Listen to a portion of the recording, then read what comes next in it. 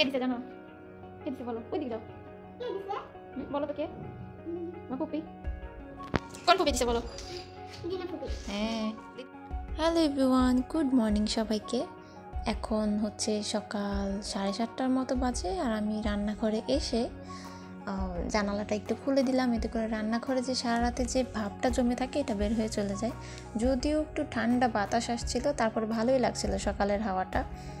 আর এই ভিডিওটা যেদিন করা সেটা হচ্ছে প্রায় মাসখানেক আগের ভিডিও। এডিট করে বসে আছি, কিন্তু এই ভয়েস ওভার দিয়ে আপলোড করবো সেটাই করা হচ্ছে না। মাঝে মাঝে ভাবি যে ভিডিও আর দেবই না, কারণ এই ইউটিউব করি, ভিডিও আপলোড করি দেখে মানুষ অনেকে জেনে যায়, চিনে যায় যে ও হয়তো ও তোমার এই চ্যানেলটা আছে না, এইরকম। আবার অনেকে ভাবে যে হাই হাই তুমি ভিডিও দাও, কত টাকা ইনকাম হয়, কেমন ইনকাম হয়, মানে এই একটা কথা। অথচ আমি 3 বছর ধরে ভিডিও দিয়ে এখনও পর্যন্ত ফার্স্ট যে আর্নিংটা সেটা এখনও তুলতেই পারিনি। তো এরকম নাম কামাই করে তো লাভ নাই, এই কারণে মাঝে মাঝে মনে হয় যে ভিডিও আর দিব না। তো যাই হোক, ঘরের কাজ করতে করতে মাঝে মাঝে আবার মনেও হয় একটু ভিডিওগুলো আপলোড করি, তাহলে তো এই স্মৃতিগুলো তো থেকে যায়। যেমন এই যে আমার মেয়েটা, এই জামাটা আমি নতুন মানে আমি বানিয়ে দিয়েছি, টুকরা কাপড়। আমি তো নতুন কাজ শিখেছি, তো যার কারণে টুকরা টাকরি কাপড় কিছু পেলেই মানে নতুন একটা কিছু কাটতে মন চায়। আবার মেশিন কিনেছি, দেখা যায় যে সেলাই করতেও মন চায়। তো ওইটা একটা 3 পিসের কাপড় দিয়ে আমি মেয়েকে বানিয়ে দিয়েছিলাম। ওইটা পরিয়ে দিলাম, ঘুম থেকে উঠে আমার কাছে চলে এসেছে রান্নাঘরে যে আমাকে একটু জামা পরিয়ে দাও। তো জামা পরিয়ে দিলাম, ও আবার ঘরে চলে গেল, এখন একটু রেস্ট নিবে, আর আমি এদিকে সব গুছগাছ করে নিব। আর এগুলো হচ্ছে আমার মেয়ে সাঙ্গ পাঙ্গ, এগুলো সবগুলোকে আর কি বসিয়ে রাখি। আর কিছুদিন আগে এই 2টা ঝুড়ি কিনেছিলাম, তো এই ঝুড়ি 2টা 50 টাকা করে নিয়েছিল, নিউ মার্কেটের সামনে ভ্যানের মধ্যে সেল করছিলাম। ভালোই লাগলো যে ডেকোরেশনের কাজে লাগানো যায়। তো বাসায় আনার পরে দেখলাম যে না, পুতুল টুতুল রাখা যায় টুকটাক, এটা ওটা রাখলে ভালোই লাগে। মানে একটা চার্জার, তারপর হচ্ছে বিভিন্ন ক্যাবল, এইসবগুলো যখন এদিক ওদিক পড়ে থাকে, তার এইসব দেখতেও বাজে লাগে। তো ওইটার মধ্যে রেখে দিলে না, এই এত জায়গায় জায়গায় তার পড়ে থাকে না, আর এক জায়গা থেকেই পাওয়া যায় খুব সহজে। আর এদিকে আমার মেয়ের মামপটটা একটু গরম পানিতে ফুটিয়ে নিব, ফুটিয়ে নিয়ে ওটা ড্রাই হতে এখন দিব। আমার কাজ হচ্ছে এই কাপড় চোপড়গুলো মেলে দিয়ে আসা। অর্ধেকটা এখন ধুয়ে দিলাম, আর অর্ধেকটা হচ্ছে গতকালকে বারান্দায় পানি ঝরা দিয়ে রেখেছিলাম রাত্রিবেলা ধুয়ে, সেগুলো সহ এখন সবগুলো নিয়ে ছাদে যাব, মেয়েকে নিয়ে যাব। কিন্তু এখন আরও কিছু কাজ আছে, এগুলো সেরে নিয়ে তারপরে। তো এখানে আবার বারান্দায় চলে গেলাম, বারান্দায় গিয়ে বারান্দাটা ক্লিন করতে হবে। আমার এই মেয়ের চেয়ার টেয়ার যা আছে এগুলো সব ক্লিন করে রেখে তারপরে মেয়েকে রেডি করে নিয়ে তারপরে ছাদে যাব। আর এই যে বারান্দাটা ক্লিন করে তারপরে ঘরটারও মোছা শেষ অলরেডি সকালবেলা। এখানে আমি তরকারিটা রান্না করে নিচ্ছিলাম, আজকে একটু মাছের ঝোল করব, শুধু প্লেন একটা ঝোল। আর এখানে আরও আদা রসুন ছুলতে হবে, অনেকগুলো কাজ আছে। তো রান্নাঘরে সব কাজ শেষ করে এখন ঘরে চলে আসলাম। আর সারাদিনে এখন আর রান্নাঘরে যেতে হবে না, টুকটাক যদি রাইসাকে কিছু খাওয়াই সেটা। আর এদিকে আমি ঘরের পর্দা টর্দা সব খুলে দিলাম, এখন ঘরটাও একটু আলোকিত হয়ে যাবে আর সুন্দর মানে হাওয়া বাতাস পূর্ণ হয়ে যাবে, ভালোই লাগে। সকালের হাওয়াটা যখন ঘরে আসে সেটা ভালোই লাগে আমার কাছে। তো এখন তো মেয়ে উঠে গিয়েছে, ওকে হাত মুখ ধোয়াতে হবে, ওকে হচ্ছে মাথা টাথা আঁচড়িয়ে সব কিছু মানে একবারে ওকে ফিটফাট করে রাখতে হবে, তাছাড়া ওরও মেজাজটা খিটখিটে হয়ে যাবে। তো চলে আসলাম ছাদে, এখন কাপড় চোপড় মেলে নিয়ে মেয়েকে একটু খেলতে দিয়েছিলাম যে আচ্ছা তুমি খেলো, কারণ সারাদিন তো আমরা ঘরেই থাকি, আমাদের একটু বাহিরে আসলে ভালোই লাগে। আর কাপড় চোপড়গুলো মেলে দিলাম, রাইসা একটু খেলছিল, আর বলছিলাম যে চলো চলে যাই, কারণ সকালে প্রায় 8টা সাড়ে 8টার দিকে গিয়েছিলাম ছাদে। ওই টাইমে অনেক বাতাস ছিল, যেহেতু শীতের দিন।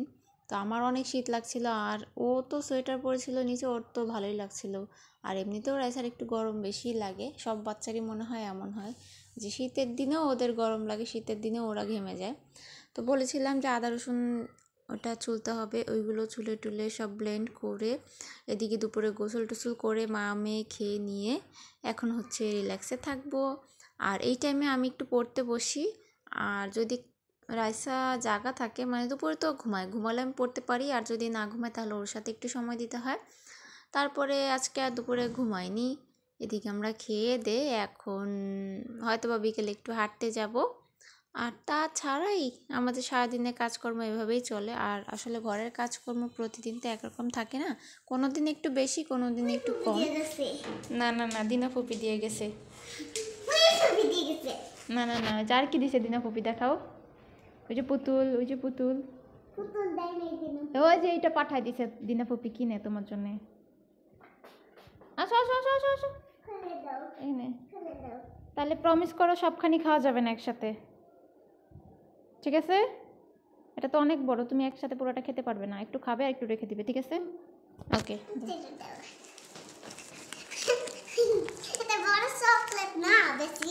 এটা বেশি তো। দাঁড়াও, একটা বাটি নিয়ে এসো, এখান থেকে একটা, এখান থেকে নাও।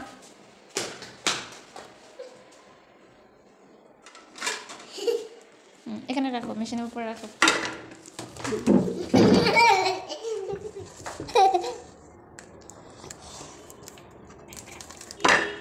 একটু খাবে আর একটু কি করবে বলো তো? রেখে দিব।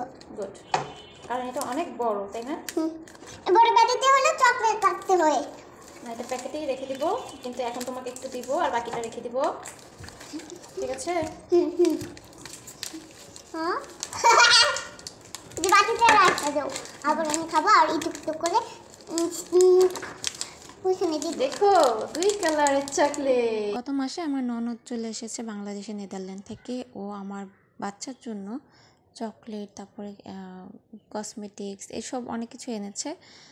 আর এখানে আসার পরে তো আবার অনেক কিছু কিনেই দিয়েছে।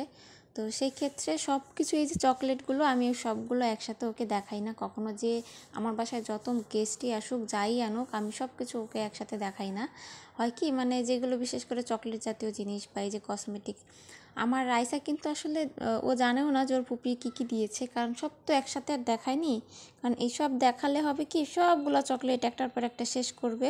কারণ এতগুলা যদি বাচ্চারা একসাথে খায়, এটা তো ওদের জন্যই আরও বেশি ক্ষতি। এর জন্য আসলে একসাথে দিই না, অনেক দিন পর পর একটা করে দিই। তারপরে আবার ও যাতে পুরোটা না খায়, এই কারণে আবার আমিও ভাগ বসাই যে আমাকেও দিও, বাবাকেও দিও।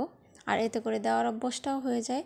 আর মেকআপ বক্স তো ওকে এখনও দেইনি, কারণ ও তো ওই যে দেখতেই পাচ্ছেন ওর গালের অবস্থা এমন করে। তারপর চেয়ার টেয়ার যা পায় সব কিছুতে এরকম দাগায়, মানে মেকআপটাকে শেষ করে। তো এর জন্য আসলে দিই না সব কিছু। কিন্তু দিনাকে থ্যাঙ্কস, আর আমার মেয়েও খুব খুশি হয়েছে এগুলো পেয়ে। ওই যে দেখতে পাচ্ছেন যে চেয়ারেও মাখিয়ে দিচ্ছে। তো এগুলো অকারেন্স করে থাকে এই ছোট ছোট বাচ্চারা। আর কী কারণে মেকআপ দিই না এখন বুঝতেই পারছেন, যে চেয়ার গাল সব জায়গায় মেখে দেয়। তো আজকের ভিডিওটা এই পর্যন্তই থাকলো, আবার দেখা হবে নেক্সট ভিডিওতে। সেই পর্যন্ত সবাই ভালো থাকবেন, টাটা। লাগাও, এটা ভালো করে লাগাও। এটা লাগাও, এটা লাগাও ভালো করে। তুমি লাগো ভালো করে। কেন? আমি আটকাতে পারি। তো আটকাতে পারো না, খুলছো কেন? দেখি গাল, দেখি গাল, এই গাল দেখি।